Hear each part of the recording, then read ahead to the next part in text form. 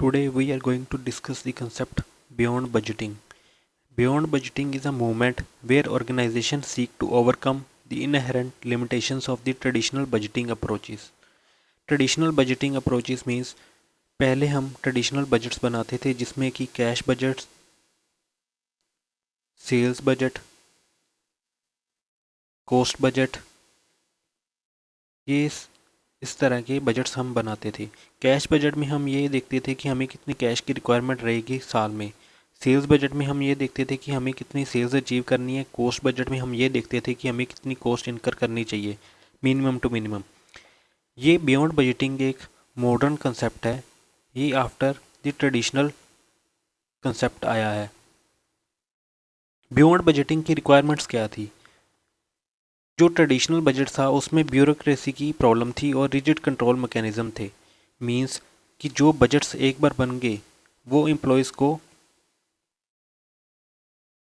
Adopt करने ही पड़ते थे, वो अपने अकॉर्डिंग इसको चेंज नहीं कर सकते थे। बियॉन्ड बजटिंग मैनेजमेंट प्रोसेसेस लेके आया। मींस कि जो भी हमें रिक्वायरमेंट है चेंजेस की वो हम कर सकते हैं। बियॉन्ड बजटिंग की अब रिक्वायरमेंट क्यों आई, कि इसकी ज़रूरत हमें क्यों पड़ी? ये इसलिए ज़रूरत पड़ी क्योंकि ट्रेडिशनल बजट्स के बहुत सारी लिमिटेशंस थी। Limitations of traditional budgeting. The first limitation is time consuming. Traditional budgets जैसे कि कैश बजट बनाने को हमें बहुत सारा टाइम कंज्यूम करना पड़ता था।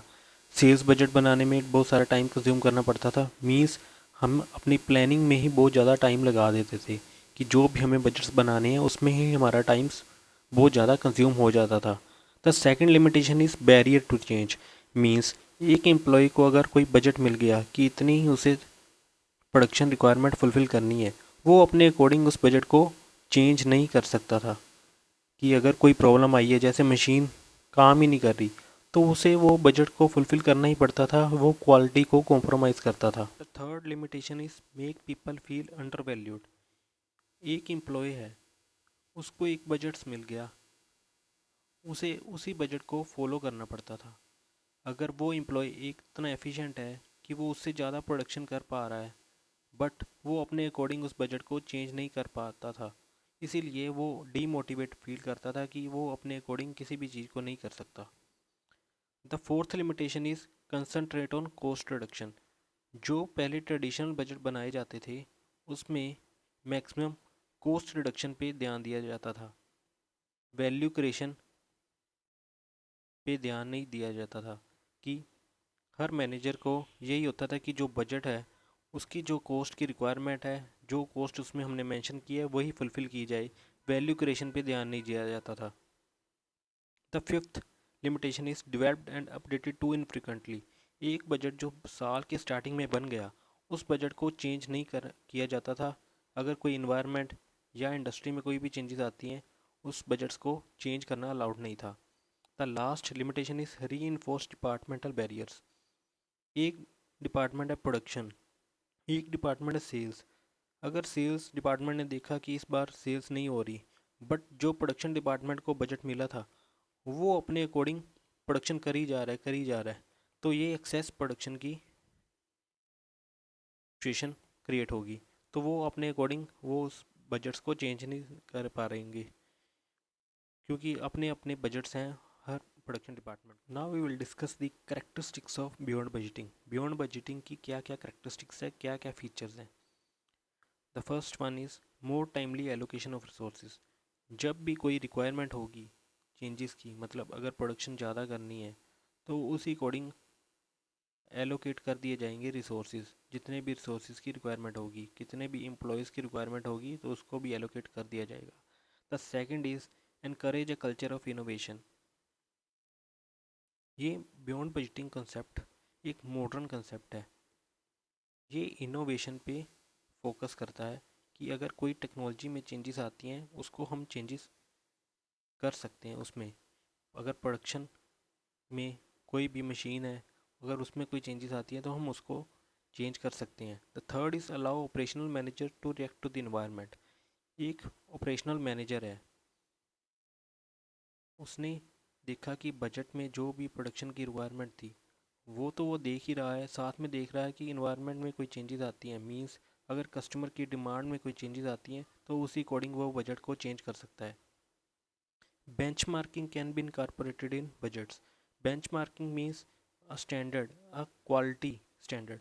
मीन्स अगर हमने देखा कि कस्टमर की डिमांड है क्वालिटी प्रोडक्ट की, तो हम बेंचमार्किंग को इनकॉर्पोरेट कर सकते हैं। मीन्स हम क्वालिटी को मेंटेन करेंगे। The last is to improve future results. Means अगर आज हमने कोई चेंज कर दी, कोई भी चेंजेस की रिक्वायरमेंट थी, तो हमारे जो फ्यूचर्स के रिजल्ट्स हैं वो इम्प्रूव होंगे। These were the characteristics of beyond budgeting. Now will discuss the suitability. कहाँ कहाँ पे ये बियॉन्ड बजटिंग को हम इम्प्लीमेंट कर सकते हैं। Industry where there is rapid change. Means जहाँ पे चेंजेस आती रहती हैं, मीन्स कोई ना कोई चेंज आती ही रहेगी, वहाँ पे flexible target will be responsive. Means जो हमने टारगेट सेटअप किए उसको हम चेंज कर सकते हैं। फ्लेक्सिबल मीन्स उसको जो भी रिक्वायरमेंट्स होगी उसके अकॉर्डिंग हम चेंज करते रहेंगे। The second is industry using management method such as TQM। TQM means total quality management. Means starting to end तक हमें क्वालिटी मेंटेन करनी ही है। वहाँ पे हम continuous improvement will be the key. Means वहाँ पे कंटिन्यूसली हम इम्प्रूवमेंट करते रहेंगे। मीन्स एक बार हमने इम्प्रूवमेंट कर दी, वहाँ पे हम नहीं रुकेंगे, हम कंटिन्यूसली उसको इम्प्रूव करते ही रहेंगे। The third is industry undergoing radical change. Radical change means पूरा के पूरा चेंज आना, जैसे कि BPR, बिजनेस प्रोसेस री इंजीनियरिंग। मतलब पूरा पूरा प्रोसेस ही चेंज हो जाना स्टार्टिंग टू एंड से। वहाँ पे बजट्स अचीव करना मुश्किल है, क्योंकि अगर हमने कोई बजट बनाए थे उसके बाद कोई पूरा प्रोसेस ही चेंज हो गया, वो बजट्स को फुलफ़िल करना अब ईजी नहीं है, वो हम बजट्स फुलफ़िल नहीं कर पाएंगे। The benefits of beyond budgeting means जो बियॉन्ड बजटिंग अब मॉडर्न कंसेप्ट है उसके क्या क्या बेनिफिट्स हैं, उससे हमें क्या फ़ायदा मिलेगा, क्योंकि इसमें मैनेजमेंट अप्रोच का ध्यान दिया गया है। The first is motivating individuals bye defining clear responsibilities. Means जो एम्प्लॉयज़ हैं, जो वर्कर्स हैं, उनको जो भी टारगेट्स दिए हैं उसके साथ साथ उनको उसके अकॉर्डिंग अथॉरिटी भी दी जाएगी कि उनको काम करने के लिए जो भी उनको रिक्वायरमेंट है उसकी अथॉरिटी भी दी जाएगी। उनको अपनी रिस्पॉन्सिबिलिटीज़ का पता होगा कि उनको क्या काम करना है।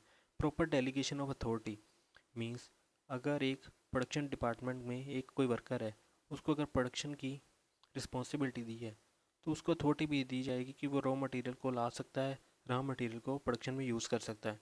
The third is operational manager do not restrict themselves to budget. जो हमारे मैनेजर्स हैं, अगर उन्होंने बजट में जो भी टारगेट्स थे वो अचीव कर लिए, वो उसके अगेंस्ट और उसके आगे भी जा सकते हैं। मतलब जो भी रिक्वायरमेंट होगी उसके अकॉर्डिंग वो चेंज कर लेंगे। The fourth one is establish customer oriented teams. Main हमारी ऑर्गेनाइजेशन का मोटिव क्या होता है कि कस्टमर सेटिस्फेक्शन। जो भी कस्टमर की डिमांड होगी हम उसके अकॉर्डिंग चेंज करेंगे। तो इस बियॉन्ड बजटिंग कंसेप्ट में कस्टमर ओरिएंटेड टीम्स बनाई जाती है कि कस्टमर से इंफॉर्मेशन लेना कि उनकी क्या डिमांड्स हैं, उस डिमांड्स को हम फुलफ़िल करते रहेंगे। The fifth one is creates information system. एक इंफॉर्मेशन डाटा सेंटर बना दिया जाएगा, वहाँ पे सारी की सारी इंफॉर्मेशन स्टोर करी जाएगी। जो भी information time to time requirement होगी उस इंफॉर्मेशन को ड्राइव कर लिया जाएगा कि कस्टमर की इंफॉर्मेशन में मीन्स कस्टमर की क्या डिमांड्स थी, कस्टमर की क्या कंप्लेंट्स थी, कस्टमर क्या चेंजेस चाहता है, उस इंफॉर्मेशन को वहाँ पे स्टोर किया जाता है। जब भी रिक्वायरमेंट्स आती है उस रिक्वायरमेंट के अकॉर्डिंग उस इंफॉर्मेशन को वहाँ से ड्राइव कर लिया जाता है। Last is help manager to work in coordination. Means जो मैनेजर्स हैं वो अपनी इंफॉर्मेशन एक दूसरे से शेयर कर सकते हैं। मीन्स वो कोऑर्डिनेशन उनमें ज़्यादा होगा। मीन्स जो भी रिक्वायरमेंट होगी एक मैनेजर की, मैनेजर 1 की, मैनेजर 2 की, वो अपने अकॉर्डिंग वो कोऑर्डिनेशन बनाए रखेंगे कि जो भी रिक्वायरमेंट्स होगी वो एक दूसरे को बताते रहेंगे। These were the benefits of beyond budgeting. Beyond budgeting के क्या क्या बेनिफिट्स थे। So we are discuss the beyond budgeting concept. Beyond budgeting concept में हमने यही देखा कि ट्रेडिशनल बजट्स अब हमें काम नहीं कर पा रहे थे। ट्रेडिशनल बजट्स को हम अचीव तो कर पा रहे थे बट इंडस्ट्री के अकॉर्डिंग हम चेंज नहीं कर पा रहे थे। तो ये न्यू कंसेप्ट बियॉन्ड बजटिंग आया। This was the modern concept. So we have discuss the all the relevant material related to the beyond budgeting.